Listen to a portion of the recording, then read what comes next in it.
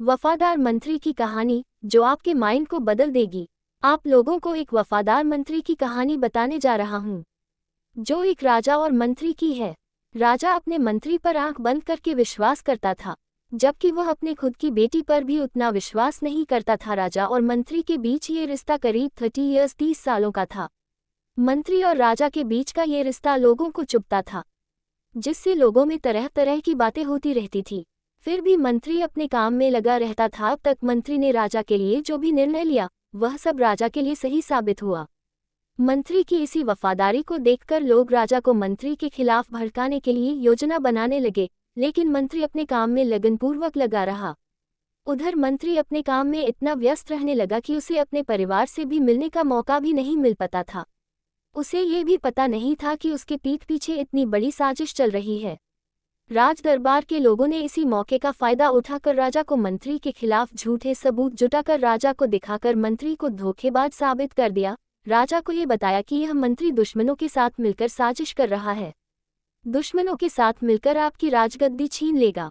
राजा ने तथ्यों की जांच किए बिना ही दरबारियों की बात मान ली और मंत्री को मौत की सजा सुना दी। उस समय वहां का ये रिवाज था कि मौत की सजा पाने वाले को हाथ पैर बांधकर एक घेरे में खूंखार कुत्तों के सामने फेंक दिया जाता था।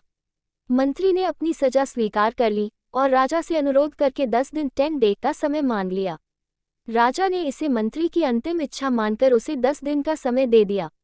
मंत्री 10 दिन का समय पाकर उस शिकारी के पास चला गया जो खूंखार कुत्तों की देखभाल करता था, और उसने शिकारी को कुछ सोने की मोहरें देकर कहा कि वह उन कुत्तों के साथ 10 दिन बिताना चाहता है और वह उन कुत्तों की देखभाल करना चाहता है। शिकारी मोहरें पाकर मंत्री की बात मान जाता है और वहां से चला जाता है, और फिर मंत्री उन कुत्तों की देखभाल में लग जाता है। वह उनकी इतनी अच्छी तरह से देखभाल करता है कि वह कुत्ते मंत्री को इतना प्यार करने लगते हैं। इसी तरह 10 दिन बीत जाते हैं। मंत्री को राजा के सामने लाया जाता है और सजा के मुताबिक मंत्री के हाथ पैर बांधकर कुत्तों के सामने घेरे में डाल दिया गया। सभी कुत्ते मंत्री के ऊपर टूट पड़े और मंत्री को काटने के बजाय उसे चाटने और उसके ऊपर चढ़कर खेलने लगते हैं। ये देखकर सब दंग रह जाते हैं। ये देखकर राजा मंत्री से पूछता है कि यह कुत्ते तुम्हें काटने के बजाय चाट क्यों रहे हैं। राजा की बात सुनकर मंत्री उत्तर देता है, महाराज, मैंने सिर्फ 10 दिन इन कुत्तों की देखभाल की है, जिसकी वजह से यह मुझे मारने से मुकर गए और मुझे प्यार करने लगे हैं। वही एक आप हैं जिसकी मैंने 30 साल सेवा की, फिर भी आप बिना सच्चाई जाने कुछ लोगों की झूठी बातों में आकर मौत की सजा सुना दी।